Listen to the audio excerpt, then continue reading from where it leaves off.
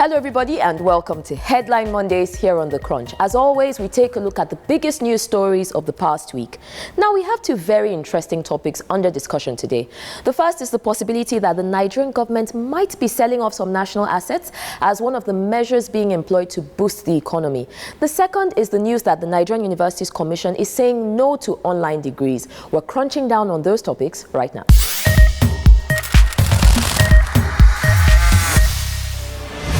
With me in the studio today is somebody that actually should not need any introduction. But for those of you who might have missed his previous appearances on The Crunch, I have Mr. Yinka Ogunnubi here with me.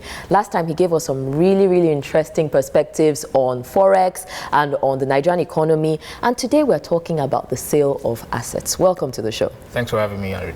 So, we're selling assets, or we're thinking about it. Is this a good idea? Well, try and look at it from the perspective of if you're a company or if you're an individual, and you need to, if you're a company, you need to run your working capital, or if you're an individual, you need to live, you need to eat, you need to have expenses, and you have assets, and you're dying. At some point, you're going to ask yourself the question, should I leave and should I die and leave the asset, or should I sell the asset so I have a chance to live and I have a chance to be better tomorrow? So those are the difficult choices that we are faced as a nation today. I know that one of the assets that is being contemplated for sale is the NLNG and the refineries. Now, we've heard talk about privatizing the refineries for a while, so that's not really news. But the liquefied natural gas company, why? I mean, it's highly profitable. Shouldn't we be holding on to that one? Yeah, you're right. You know, in terms of return on investment, I mean, the NLNG project is probably one of the most profitable for us as Nigerians, and I think we have like 49% stake in that business. Very well run, you know, very profitable venture. Now, we hear over the last 1 week, three particular individuals, one very rich businessman, two a central bank governor, and three the Senate president saying NLNG. So that's sparking a lot of interest in a lot of Nigerians. And Nigerians are asking a very valid question, why should we sell it? I think first of all, we have to say that from what we've heard so far, they're not thinking of actually selling everything. They're just talking about a sale of part ownership of it, maybe 10%, maybe 15%, which for me, I don't think it will kill us, you know, if we do that. But if I should say, should we sell it? I would say that let's look at other alternatives first. Yes, such as? The refineries, for instance. We own 100% in all the refineries. There are 4 of them. Can we reduce our stake to, let's say, 50%? You know, there are other assets.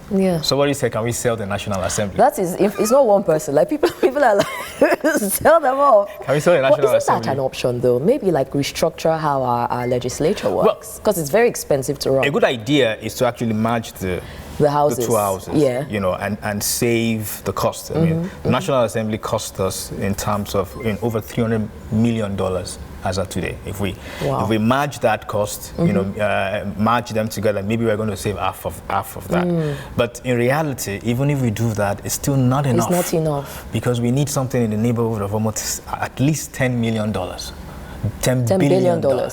You know, so we're not talking about peanuts here. We're talking about a whole lot of money. And I think Nigerians ought to start asking very valid questions. Some of the questions we ask on social media are very juvenile, as far as I'm concerned. I think that many times we don't get a full grasp of situations, and so we just pick the most sensational sounding. Yeah, so it sounds well to say, oh, why don't we close the National Assembly? Yes, it's a nice idea, but it's going to take us like what, 3 years to do that? Or why don't we merge them? Oh, nice, but we're only going to save like $50 million. It's not enough. You know, so if we really want to have a conversation around this, we need to engage the government to say, why sell the assets, number one. Secondly, if they answer that question, we ask the next question, how much are you going to get from it, and what are you going to do with it? Let's know. Let's have that transparency, so that everybody knows this is what you want to do with it. You want to use it for roads, for infrastructure, for whatever it is. Let's see a plan. Number 3, who do you want to sell it to? You know, because Femi Falana said something very important. He said, look, that the Nigerian constitution clearly says that the Nigerian wealth must not be concentrated in few hands. Yes, that it is held in trust for the people by the government. So when you hear the richest man in Nigeria and some other, interesting people saying that, oh, sell it. It does raise eyebrows. You get worried that, okay, maybe that's that. So we need to know who are going to be the buyers. I think that has to be very transparent and that's very clear. We need to ask ourselves the question, can we lease instead of sell? Yeah. Okay, and all that. And these are valid questions that I think Nigerians need to ask instead of some of the juvenile debates that we're seeing going on. Okay, we're getting ready to round up now, but I have one last question. A few people have condemned the state governments and their willingness to see this as an option, suggesting that, again, it is stopping our states from becoming more accountable for their funds, and also that we should be looking at things more concerned with like revenue generation, resource control, other avenues. Do you agree? Absolutely, absolutely, because most people are concentrated on the federal government on this sale. Yeah. If this sale happens, the states are going to get theirs. Yes. Nobody's asking questions. I mean, you see state governments buying bulletproof cars, doing all sorts of things. I heard that. So we really need to have a very, encompassing discussion and argument, about this topic. The states as well needs to be engaged.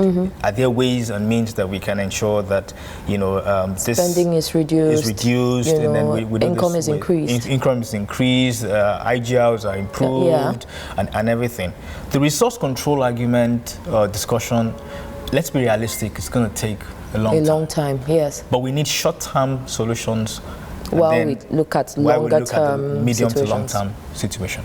Very true, very true. Especially true, I like what you're saying, that we need to ask more probing, much more relevant questions. Yes. And it's definitely something that we need to follow, as a citizenry. Thank you, as always, Mr. Yinka, for coming. It's always a pleasure to have you here. Yeah, same here. Guys, we're going to take a quick break, and when we get back, we'll be discussing online certificates. Don't go anywhere.